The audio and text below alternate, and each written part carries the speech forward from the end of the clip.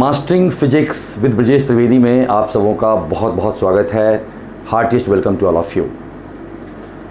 तो आज इलेक्ट्रोस्टैटिक्स का फोर्थ लेक्चर है और आज we are going to talk about Coulomb's law.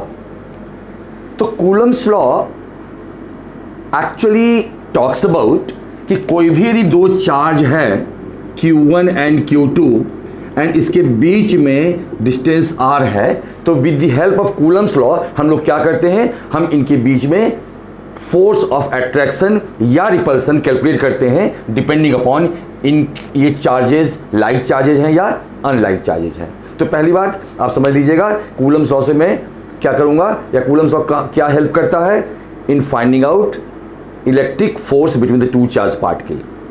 तो कूलम्स लॉ फॉर्मली डिफाइन करने के पहले मैं थोड़ा सा ये जो इलेक्ट्रिक फोर्स है between the to charge particle उसके बारे में कुछ कहना चाहता हूं। तो अभी मैं इलेक्ट्रिक फोर्स की बात कर रहा हूं जो एक्चुअली कूलम्स लॉ से मिलता है। इसकी कुछ कैरेक्टरिस्टिक के बारे में बताना चाहता हूं। पहली कैरेक्टरिस्टिक क्या है, तो इस नेचर में there are four fundamental force होता है। आपको पता होगा, पहला फोर्स हम नाम लेते हैं ग्रेविटेशनल फोर्स, दूसरा है इलेक्ट्रोमैग्नेटिक फोर्स, तीसरा है weak nuclear force and fourth one is strong nuclear force. तो जो सेकेंड फोर्स की हमने नाम ली इलेक्ट्रोमैग्नेटिक फोर्स, जो एक्चुअली इलेक्ट्रिक फोर्स और मैग्नेटिक फोर्स की बात करता है, तो जो कूलम्स लॉ है वो इलेक्ट्रिक फोर्स है, तो इसको हम इलेक्ट्रोमैग्नेटिक फोर्स भी कह सकते हैं। तो जो कूलम फोर्स है, जो इलेक्ट्रिक फोर्स है, पहला पॉइंट ये है it is one of the four fundamental forces of nature. हमने क्या कहा, ये है one of four fundamental forces of nature। Out of four force Coulombic force या इलेक्ट्रिक फोर्स एक फंडामेंटल फोर्स कहलाता है। Second point about electric force क्या है या कूलम फोर्स क्या है, तो ये लॉन्ग रेंज फोर्स है। दो चार्ज के बीच में ये फोर्स की बात करता है, लॉन्ग रेंज फोर्स है। इनफैक्ट यदि मैं इसका रेंज बताऊं तो अप्रॉक्सीमेटली इसका range 10 to the power -15 metre से लेके 10 का पावर 7 मीटर तक हम रेंज नॉर्मली देते हैं जहां पे कूलम्स लॉ एप्लीकेबल हो सकता है। तो one of the four fundamental forces of nature है, ये लॉन्ग रेंज फोर्स है। तो सेकेंड पॉइंट हमने एक्चुअली क्या कहा कि ये लॉन्ग रेंज फोर्स है। जो थर्ड पॉइंट है इसके बारे में वो क्या है कि ये सेंट्रल फोर्स है। ये क्या है, सेंट्रल फोर्स है। तो समझते हैं कि सेंट्रल फोर्स होता क्या है। तो कोई भी दो पार्टिकल के बीच में यदि फोर्स जो एक्ट करता है ये इनको मिलाने वाला लाइन के अलोंग एक्ट करता है, तो हम कहते हैं फोर्स कैसा है, सेंट्रल फोर्स है। मतलब यहां पे एक चार्ज Q1 है, यहां पे एक चार्ज Q2 है। Q1 Q2 को रिपेल कर सकता है, Q1 Q2 को अट्रैक्ट कर सकता है depending upon nature of Q1 and Q2। तो ये जो रिपल्सिव एंड अट्रैक्टिव फोर्स है वो along the line joining two charges है। तो कभी भी यदि सेंट्रल फोर्स होगा तो फोर्स कभी भी ऐसे नहीं हो सकता कि यहां पे Q1 है और यहां पे Q2 है एंड Q1 Q2 फोर्स इधर लगा दे, ऐसा केस पॉसिबल नहीं हो सकता है। ये सेंट्रल फोर्स है and hence it acts along the line joining two charges. Fourth point, अच्छा सेंट्रल फोर्स में एक पॉइंट और ऐड कर सकते हैं कि for a given charge force depends solely upon distance between the two charges. इसका मतलब क्या हुआ मैं एक्सप्लेन करना चाहूंगा। तो बच्चे मैं ऊपर से मैं रब करता जाता हूं, जैसे से एक्सप्लेन करता जाऊंगा। तो मैंने क्या कहा, सेंट्रल फोर्स की बात कर रहा हूं। तो मैंने क्या कहा कि दो चार्ज Q1 Q2 है और इसके बीच में डिस्टेंस r है। तो मैंने क्या कहा कि जो कूलम्बिक फोर्स है वो सोली डिपेंड करेगा distance between the two charges. एक एग्जांपल देना चाहता हूं। मान लो तुम्हारे पास इनसाइड न्यूक्लियस तुम्हारे पास दो प्रोटॉन्स है और उनके बीच फोर्स निकालनी है, या दो न्यूट्रॉन है उसके बीच फोर्स निकालनी है। मैं किस फोर्स की बात कर रहा हूं? विद इन न्यूक्लियस कह रहा हूं, मतलब न्यूक्लियर फोर्स की बात कर रहा हूं। तो हम क्या देखते हैं कि दो प्रोटॉन के बीच में न्यूक्लियस में जो फोर्स होता है, it does not solely depend upon the distance between the two protons. I repeat, मैंने कहा कि न्यूक्लियस के अंदर जो दो प्रोटॉन हैं उनके बीच जो फोर्स होता है, न्यूक्लियर फोर्स होता है, वो सिर्फ डिस्टेंस पे डिपेंड नहीं करता है, इस बात पे भी डिपेंड करता है कि उनके स्पिन का ओरिएंटेशन कैसा है। यदि इनके स्पिन पैरेलल हैं तो फोर्स स्ट्रॉन्गर होता है, यदि इसके स्पिन एंटी पैरेलल हैं तो ये फोर्स वीक होता है। तो मैं कहना ये चाहता हूं कि जो न्यूक्लियर फोर्स है बिटवीन टू प्रोटॉन्स, ये सेंट्रल फोर्स नहीं है, because in addition to distance between them, ये इस बात पे भी डिपेंड करता है कि उनका स्पिन का ओरिएंटेशन कैसा है। लेकिन यदि कूलम फोर्स की बात करेंगे तो कूलम फोर्स सिर्फ डिपेंड करता है डिस्टेंस पे, ये उनके स्पिन पे डिपेंड नहीं करता है, तो हम इसको बोलते हैं सेंट्रल फोर्स।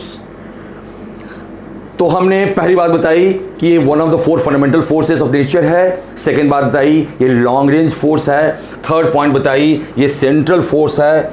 एंड जो फोर्थ पॉइंट हम डिस्कस करने जा रहे हैं इसके बारे में, इसको हम कहते हैं, जो फोर्थ पॉइंट है वो है कि ये कॉन्जर्वेटिव फोर्स है। ये कैसा फोर्स है बच्चे? ये कॉन्जर्वेटिव फोर्स है।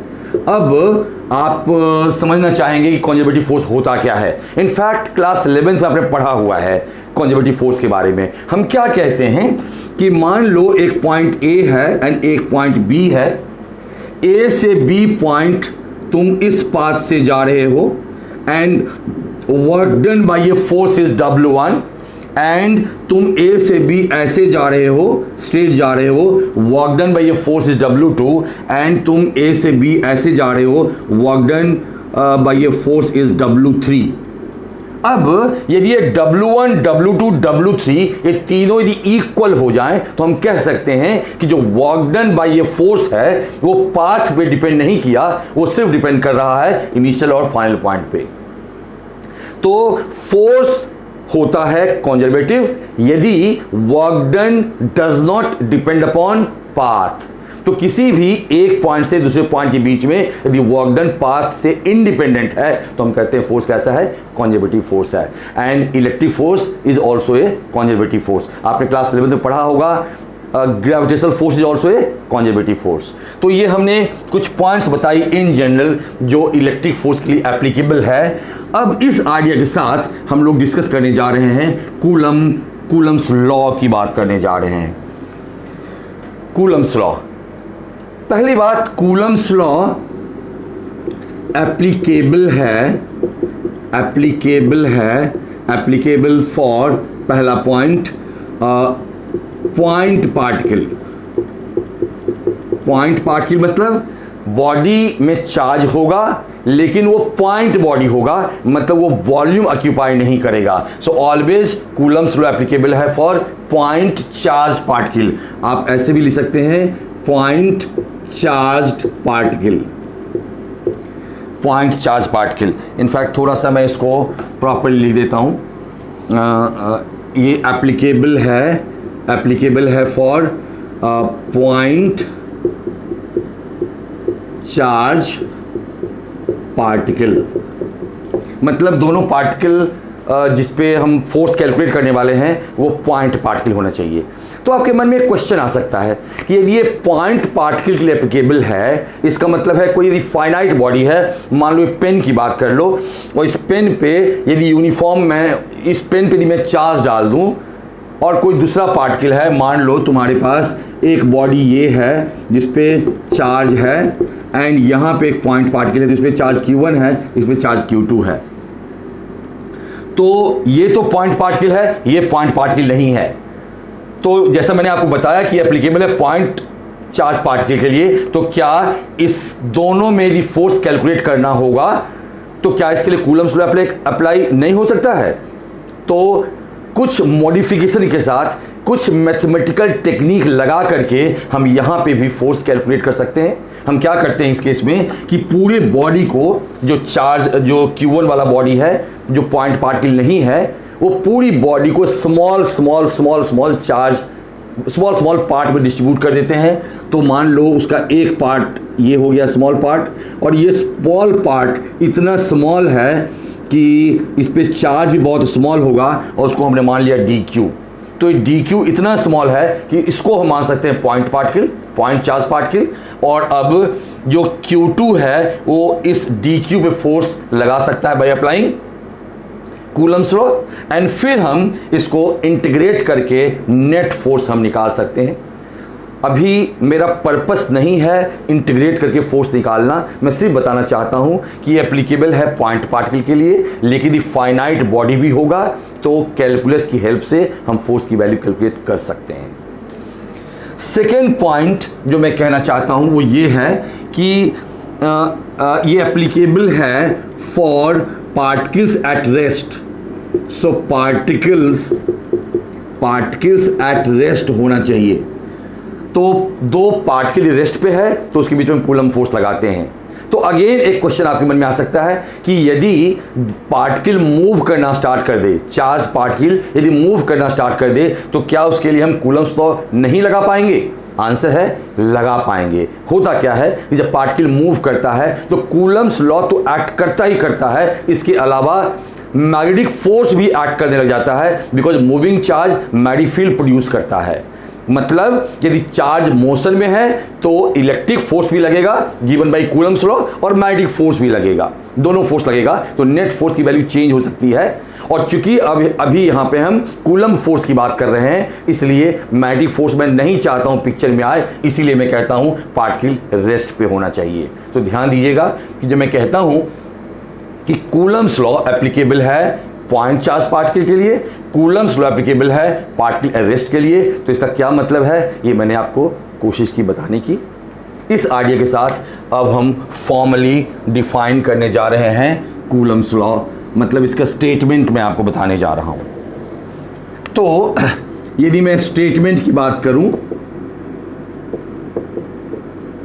तो आप ऐसे मानिए कि यहाँ पे चार्ज Q1 है और यहाँ पे चार्ज Q2 है। अभी मैं इस चार्ज के नेचर की बात नहीं कर रहा, लेकिन आपको इतना पता है कि यदि चार्जेस लाइक होंगे रिपेल करेंगे, चार्जेस अनलाइक होंगे अट्रैक्ट करेंगे, वो आपको पता है। लेकिन अभी मैं कूलम्स लॉ लगाते समय उसके नेचर की बात नहीं कर रहा। तो दो चार्ज है Q1 एंड Q2, ये उनके मैग्नीट्यूड्स हैं एंड इनके बीच में डिस्टेंस R है। तो कूलम्स लॉ क्या कहता है कि the electric force of interaction between Q1 and Q2, क्या कहता है कि Q1 एंड Q2 के बीच में जो फोर्स लगेगा, जो इलेक्ट्रिक फोर्स है, जो रिपल्सिव हो सकता है, अट्रैक्टिव हो सकता है, ये फोर्स प्रोपोर्शनल होगा दोनों चार्ज के मैग्नीट्यूड के प्रोडक्ट के, मतलब Q1 इंटू Q2 के प्रोपोर्शनल होगा। तो यदि Q1 ज़्यादा है तो फोर्स ज़्यादा होगा, Q2 ज़्यादा है तो फोर्स ज़्यादा होगा, Q1 एंड Q2 दोनों ज़्यादा है तो फोर्स और ज़्यादा होगा। एंड सेकेंड पॉइंट क्या है कि it is proportional to 1/r²। इसको हम बोलते हैं कि force is inversely proportional to the square of the distance between them. I repeat, हमने क्या कहा कि जो फोर्स है ये प्रोपोर्शनल है प्रोडक्ट ऑफ द चार्जेस के, एंड सेकेंडली फोर्स है प्रोपोर्शनल टू 1/r² के, जहाँ पे r क्या है, distance between Q1 and Q2। इसको यदि आप कंबाइन करते हो तो F हो जाता है proportional to Q1 Q2/r²। And यदि आप साइन ऑफ प्रोपोर्शनलिटी को यदि साइन ऑफ इक्वलिटी में कन्वर्ट करोगे तो जो फोर्स की वैल्यू हो जाएगी ये हो जाएगी K Q1 Q2/r²। ये फोर्स की वैल्यू आती है कूलम के लॉ से। तो इसके स्टेटमेंट आपको समझ में आ गया, इसको लिख लीजिएगा कि इसका स्टेटमेंट क्या बोलिएगा कि इलेक्ट्रिक फोर्स या Coulombic force is proportional to the product of the charges and proportional to 1/² of the distance between them. Combine करोगे तो F proportional to Q1 Q2/r² होगा। उसको इक्वेट करोगे तो you multiply with a constant, so F is equal to K Q1 Q2 by R square. ये Coulomb's law है। अब थोड़ा सा इस लॉ को और डिटेल हम लोग पढ़ने वाले हैं। सो हमने क्या कहा कि जो फोर्स है ये है K Q1 Q2 by R square. यहाँ पे जो K है कांस्टेंट, इसको हम बोलते हैं इलेक्ट्रोस्टैटिक कांस्टेंट। क्या बोलते हैं? Electrostatic constant. अब यहाँ पे ये बहुत इंपॉर्टेंट है, जो K है जिसको मैं लिख सकता हूँ F R square by Q1 Q2 से। यहाँ देख सकते हैं आप, क्रॉस मल्टीप्लाई करोगे तो K Q1 Q2 equal to F R square, so K equal to F R square by Q1 Q2। ये जो K है इलेक्ट्रोस्टैटिक कांस्टेंट। अब थोड़ा सा इसके बारे में let us talk about. K depend करता है दो फैक्टर पे। K डिपेंड्स ऑन, पहला point, system of unit. System of unit पे डिपेंड करता है, मतलब आपने सीजीए सिस्टम यूज कर रहे हो या आप एसआई सिस्टम यूज कर रहे हो, उस पर डिपेंड करेगा। एंड ये इस बात पे भी डिपेंड करेगा कि दोनों चार्ज के बीच में मीडियम क्या है, मतलब वैक्यूम है कि एयर है कि वाटर है कि ग्लास है, तो मीडियम पे डिपेंड करेगा। तो हमने कहा K का वैल्यू डिपेंड करता है दो पॉइंट पे, सिस्टम ऑफ यूनिट पे एंड मीडियम पे। अब यदि मैं सीजीए सिस्टम की बात करूं, in CGS system and for free space, जब मैं फ्री स्पेस की बात कर रहा हूं, इसका मतलब समझना ये वैक्यूम की बात हो रही है। तो यदि सीजीए सिस्टम लोगे एंड फ्री स्पेस की बात करोगे, मतलब दोनों चार्ज के बीच में वैक्यूम है, तो जो K का वैल्यू होता है ये 1 होता है। इसका मतलब है उस केस में जो फोर्स की वैल्यू यदि आप लिखते हैं तो फोर्स की वैल्यू क्या होगा बेटा, इसको हम लिखेंगे K का वैल्यू 1 हो जाएगा, सो Q1 Q2 by R square. ये कहाँ पे होगा? जब सिस्टम CGS होगा। और आपको पता होगा कि CGS सिस्टम में Q1 एंड Q2 किस चीज में होगा?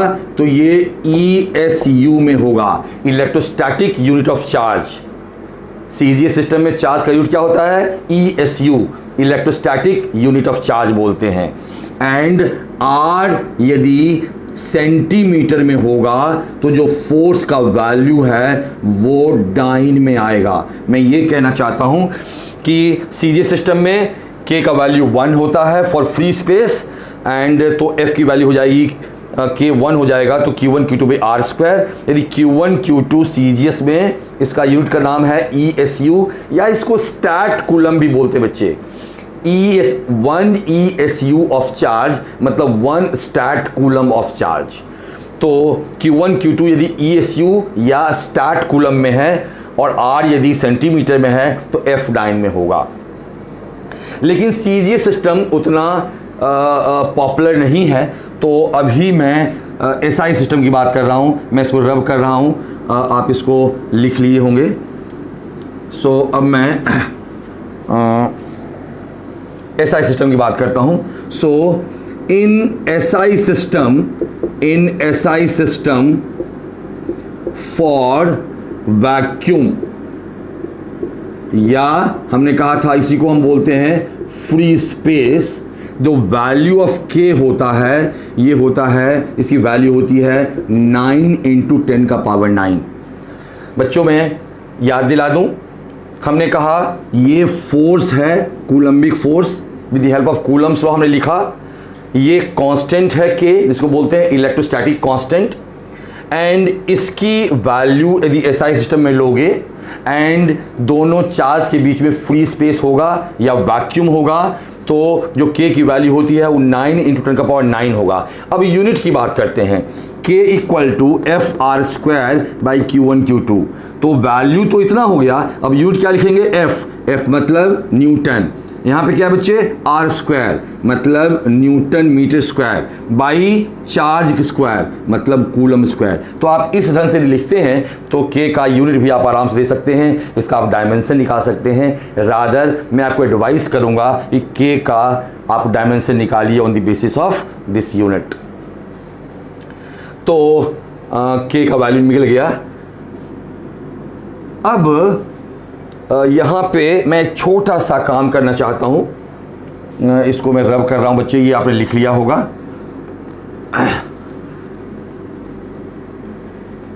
Let us do a small calculation. Calculation क्या है कि ये तो फोर्स है।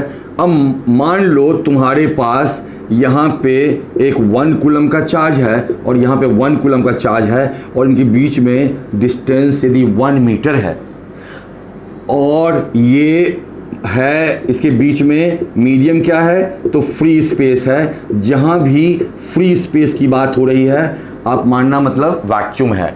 यदि आपको कहा जाए कि फोर्स कैलकुलेट करो तो फोर्स की वैल्यू क्या होगी, के मतलब 9 इंटू 10 का पावर 9, Q1 मतलब 1 coulomb into 1 coulomb divided 1 square, excuse me 1 का स्क्वायर, तो ये कम्स आउट भी 9 इंटू 10 का पावर 9 न्यूटन।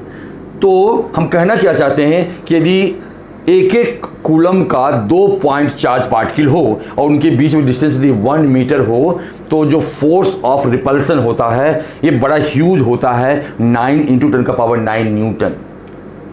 तो इस एक्सप्रेशन से आप डिफाइन कर सकते हो डेफिनेशन ऑफ 1 कूलम आप डिफाइन कर सकते हो। कैसे डिफाइन करेंगे, हम कहेंगे a charge is set to be of 1 coulomb. ध्यान दीजिएगा, a charge is set to be of 1 coulomb if it is placed at a distance of 1 metre from a identical charge and exert a repulsive force of 9 into 10 का power 9 Newton, then that charge is said to be 1 coulomb of charge. I repeat, charge is said to be 1 coulomb if it is placed at a distance of 1 meter from a similar charge and repels with a force equal to 9 into 10 का power 9 Newton. यदि ऐसा करता है तो जो charge है उसको हमने कहा ये 1 कूलम का चार्ज है। तो इस ढंग से 1 कूलम को आप डिफाइन कर सकते हैं। जरूर इसको डिफाइन करके नोट करके लिख लीजिएगा आप। अब हम इसके आगे बढ़ना चाहते हैं। थोड़ा सा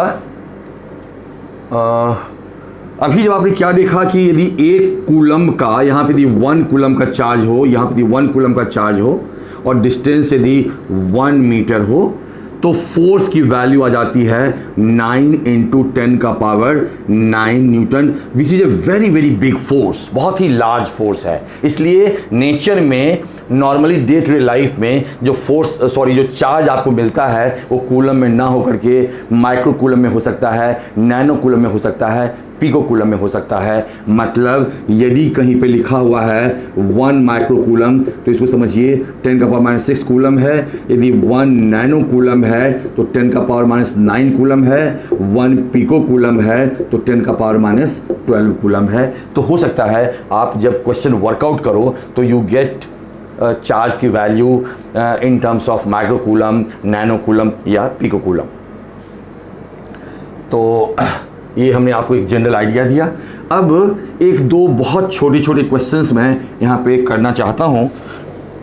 वो क्या है कि यदि कोई कहता है कि मान लो एक क्वेश्चन मैं वर्कआउट करना चाह रहा हूँ, यदि कोई कहता है कि यहाँ पे एक प्रोटॉन है और ये एक प्रोटॉन है और इसके बीच में डिस्टेंस सपोज 4 इंटू 10 का पावर -15 मीटर है।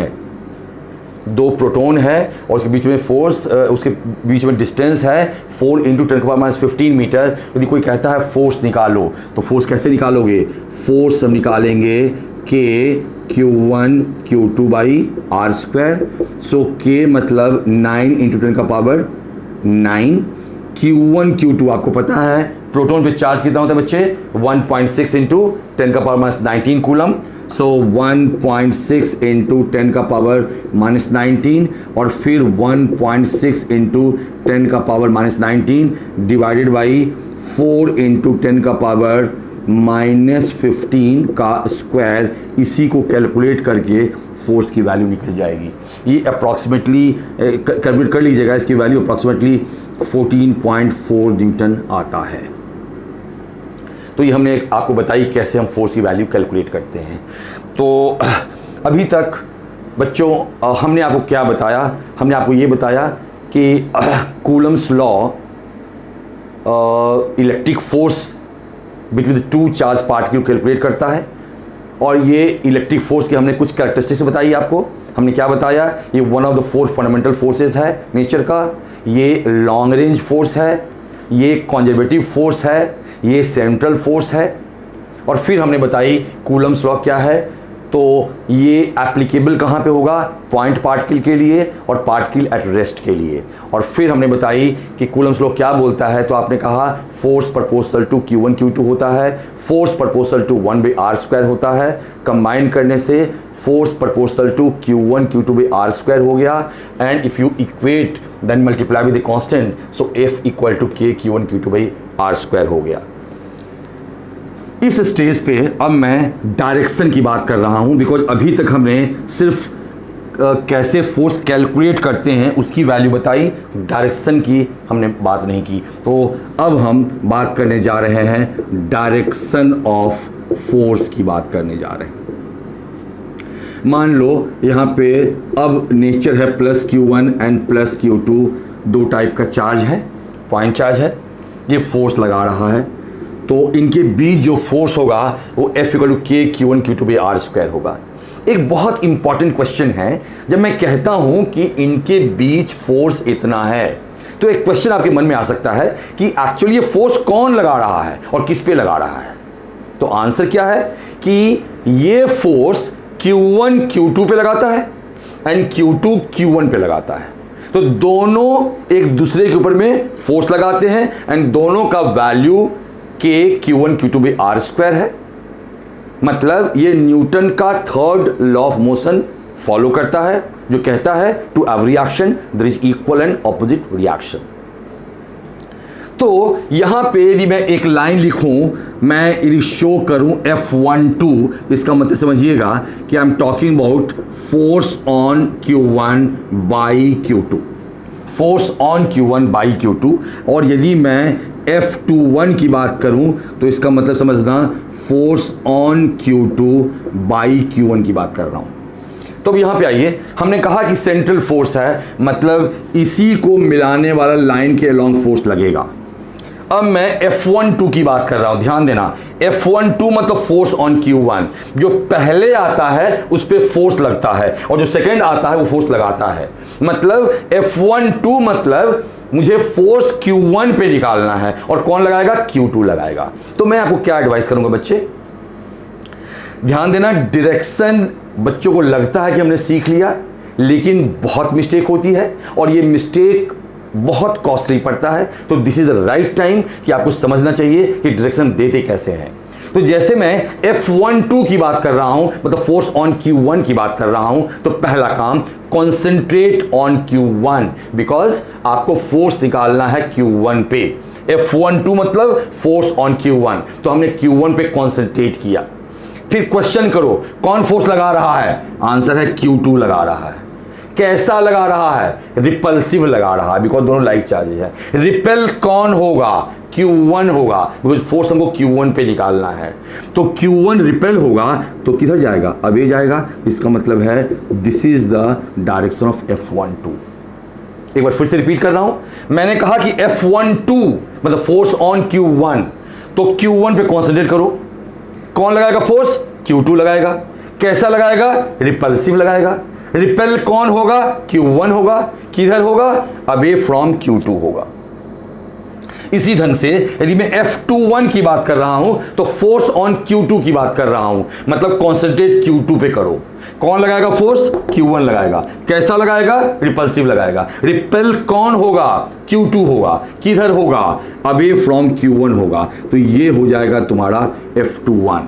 आप क्या देखते हो कि जो F12 है ये लेफ्ट लग रहा है, F21 राइट लग रहा है, रिपल्सन हो रहा है। तो हम इसको कह सकते हैं कि F12 is actually equal to minus of F21। हमने बताया था बच्चे कि ये दोनों एक्शन रिएक्शन पेयर फॉर्म करता है, तो F12 equal to minus F21 होगा। यदि मैं यहां पे मैं प्लस Q1 ले लूं और यहां पे माइनस Q2 ले लूं, अब यदि मैं F12 की बात कर रहा हूं, F12 मतलब कॉन्सेंट्रेट ऑन 1 मतलब Q1। सो F12 सो कॉन्सेंट्रेट करो Q1 पे। कौन लगाएगा? Q2। कैसा लगाएगा? अट्रैक्टिव। अट्रैक्ट कौन होगा? Q1। किधर होगा? Towards Q2। Again I repeat, जब मैं कहता हूं F12 तो कॉन्सेंट्रेट करो Q1 पे, मुझे फोर्स Q1 पे निकालना है। कौन लगाएगा? Q2। कैसा लगाएगा? अट्रैक्टिव। अट्रैक्ट कौन होगा? Q1 होगा। किधर होगा? राइट में होगा। तो फोर्स इधर हो गया। यदि मैं F21 की बात कर रहा हूं, मतलब तो कॉन्सेंट्रेट करो Q2 पे। कौन लगाएगा? Q1। कैसा लगाएगा? अट्रैक्टिव। अट्रैक्ट कौन होगा? Q2। किधर होगा? Towards Q1। इसका मतलब है ये F21 हो गया और ये F12 हो गया। यहां भी आप क्या देखते हैं कि जो F12 है ये माइनस F21 है। तो इस ढंग से आप देख सकते हैं कि ये भी दोनों इक्वल एंड ऑपोजिट है। So this is how we give the direction. बच्चे आज हम इतना तक ही करेंगे। कूलम्स लॉ हमने पढ़ी। आगे के लेक्चर में हम देखेंगे कि K का वैल्यू, ये जो कांस्टेंट है, ये खुद कुछ कांस्टेंट का बना हुआ है और उसमें से एक बड़ा इंपॉर्टेंट कांस्टेंट है, इसको हम बोलते हैं परमिटिविटी, जिसके बारे में हम नेक्स्ट क्लास में बात करेंगे। तो बच्चों, यदि आपको मेरा लेक्चर अच्छा लगा है तो प्लीज़ वीडियो को लाइक करो एंड चैनल को सब्सक्राइब कीजिए। And thank you very much. Thank you.